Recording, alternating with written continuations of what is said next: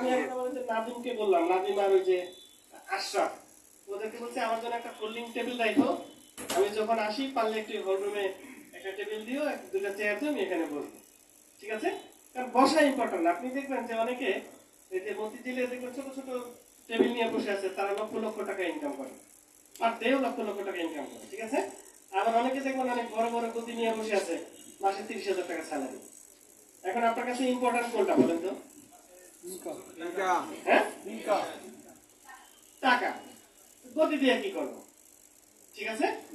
তাহলে অনেক ভিআইপি এখানে আছেন, মানে আসলে আপনাকে বসতে দেওয়ার মতো জায়গায় ওরকম নাই, এখানে বসেন, অসুবিধা নেই, হলরুমে বসেই আপনি কথা বলেন। আর আপনার কাজ কি ওই যে শনিবারের প্রোগ্রামটাতে গেস্ট নিয়ে হাজির করা। কোথায়? শনিবারে যত বেশি আপনি গেস্ট নিয়ে আসতে পারবেন, আপনার জয়েনিংটা তত বেশি আসবে। ঠিক আছে? এখন আপনারা যদি চান যে মাসে এই যে এই হ্যান্ডসাম ইনকামটা করবেন, তাহলে সহজ কয়েকটা কাজ আপনাকে করতে হবে। এই কাজটা খুব জটিল কিছু না। সেটা হলো যে প্রতি শুক্রবারের যে ম্যারাথন আছে, এই ম্যারাথন ট্রেনিংটাতে আপনি নিজ দায়িত্বে সবার আগে এসে আপনি হলরুমে বসবেন। কার সফলতার জন্য বসবেন? আপনার নিজের সফলতার জন্য। আচ্ছা, আপনি আয় করলে কি এটা আপলাইনকে দিবেন? কে নিবে? তাহলে ওই ট্রেনিং এ আপনি আপনার নিজের প্রয়োজনের জন্য আসবেন। ঠিক আছে? এখানে যে এই যে বিজনেস সেন্টারটি আছে, এই বিজনেস সেন্টারটি কার? আমার। এটা আপনার নিজের। আচ্ছা, আপনার আইডিতে একটু কম ইনকাম হবে আর আমার আইডিতে একটু বেশি ইনকাম হবে নাকি?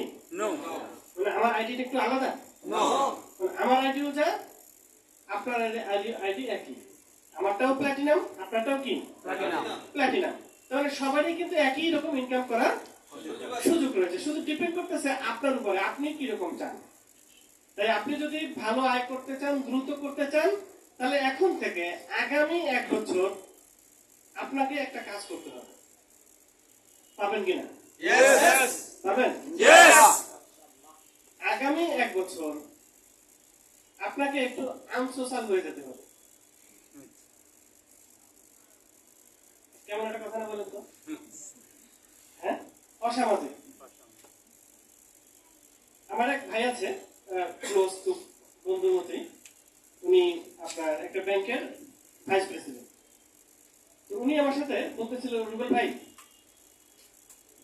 অনেক গল্প করছি একসাথে। হ্যাঁ, উনি বলতেছিল, রুবেল ভাই, আমি কয়েকটা বছর আনসোশ্যাল ছিলাম, অসামাজিক ছিলাম। আমি কারো বাসায় বেড়াইতে যাইনি, আমার বাসায়ও কাউকে বেড়াইতে নিয়ে আসিনি। কারণ আমার টোটাল ফোকাস ছিল আমার ছেলে এবং মেয়েকে নিয়ে। ওনার একটা ছেলে এবং একটা মেয়ে।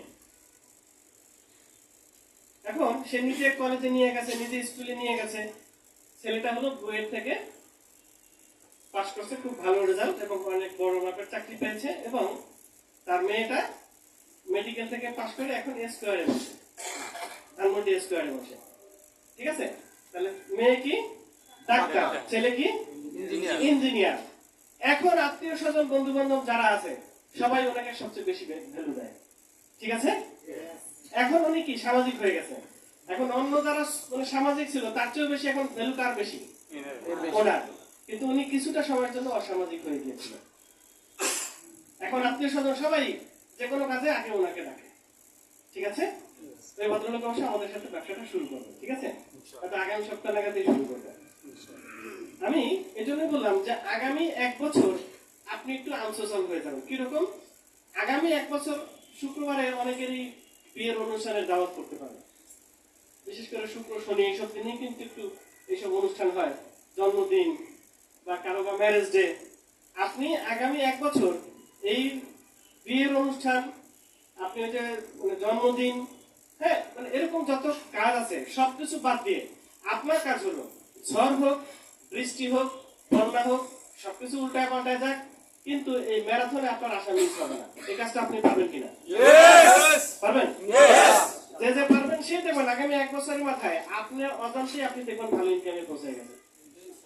আগামী 1 বছর এই যে সোমবারের প্রোগ্রামটা, সপ্তাহে 1 দিন তো হয় নাকি?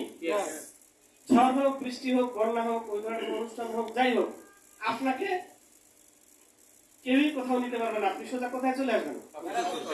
এই যে সোমবারের প্রোগ্রামে চলে আসবেন। ঠিক আছে?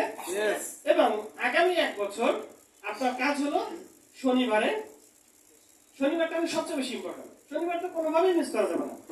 ওটা মনে করতে হবে আপনার একটা চাকরি। আপনি যদি 2 লাখ টাকা বেতনের চাকরি করতেন এবং চাকরির ডিউটি থাকতো যে শনিবারে আপনাকে ডিউটি করতে হবে, তাহলে কি যাওয়া লাগতো না? লাগতো কিনা? ঠিক তেমনি আপনি শনিবারটাকে ওভাবে ফোকাস করবেন যে কোনোভাবেই শনিবারে মিস করা যাবে না। আপনি আসবেন, আপনার গেস্ট নিয়ে আসবেন, এই সহজ কয়েকটা কাজ। এবং ওখানে জাস্ট আপনি গেস্টদেরকে দাওয়াত দিয়ে নিয়ে আসবেন। আলোচনাটা করবে কে? কোম্পানির লোক।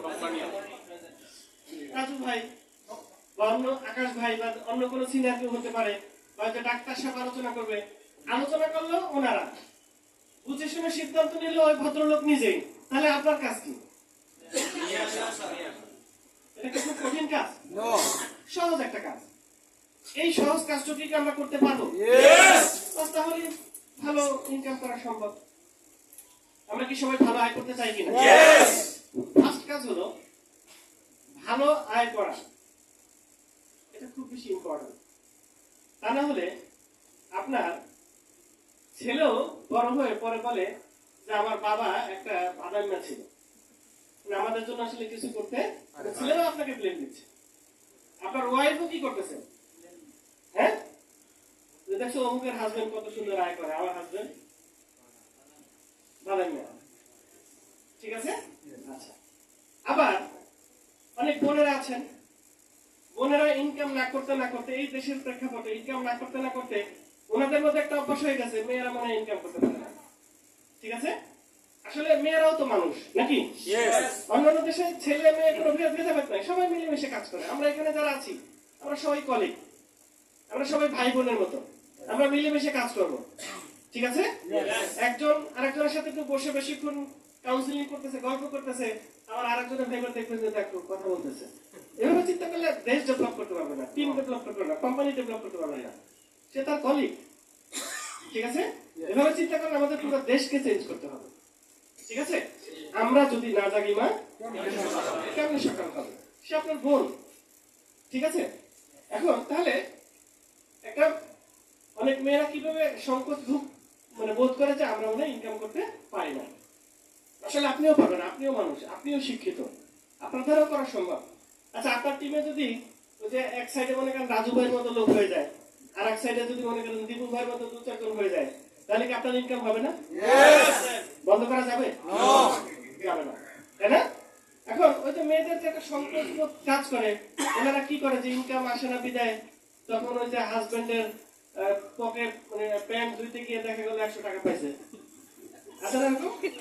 আচ্ছা, ভাই আমার মহা খুশি। এখন হাজবেন্ডকে আমরা এটা বলে না, চিন্তা করতেছে যে থাক না বলি, যদি মনে না করে তাহলে তো এটা আমার হয়ে যাবে।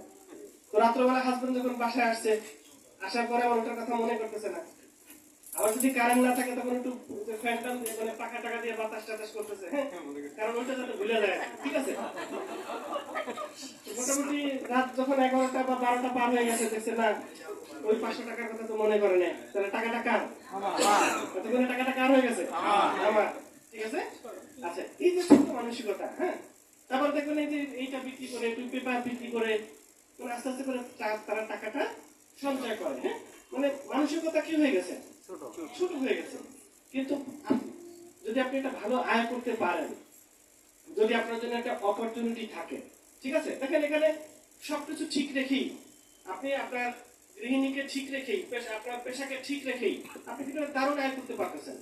আর যখন আপনি ভালো আয় করবেন, ভালোবাসা কাহাকে বলে, কত প্রকার, কি কি, ঠিক আছে, এটা উদাহরণ সহ আপনি বুঝতে পারবেন কিভাবে।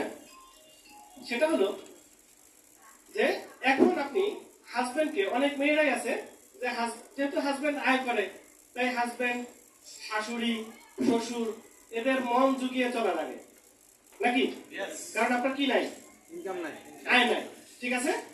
আর যদি আপনার ভালো আয় থাকে, তাহলে দেখবেন আপনার হাজবেন্ড আপনার কিরকম প্রশংসা করে, আপনার শাশুড়ি দেখবেন আপনার কথা ছাড়া চলে না, আপনার ফ্যামিলির লোকজন দেখবেন, আপনার যদি 2 লাখ টাকা আয় থাকে, কোন একটা মেয়ে যদি 2 লাখ বা 3 লাখ টাকা আয় থাকে, তখন দেখবেন ওই মেয়েটার ফ্যামিলিতে দাম কিরকম হয়। আর ভালোবাসা, ওটা আপনি তো দেখেনি না, ভালোবাসা তখন দেখবেন, ভালোবাসা কাকে বলে, কত প্রকার এবং কি কি। ঠিক আছে? হাজবেন্ডের ভালোবাসা কি হয়ে যাবে? হ্যাঁ, ওই যে হাত ফলকালে যেরকম উপসায়া পড়ে নাকি, তো ভালোবাসা এরকম কি হবে? উপসায়া পড়বে। তাহলে আমরা এরকম একটা ইনকাম করতে চাই কিনা, স্বাবলম্বী হতে চাই কিনা? আমি এটা বলছি কারণ এখানে অনেক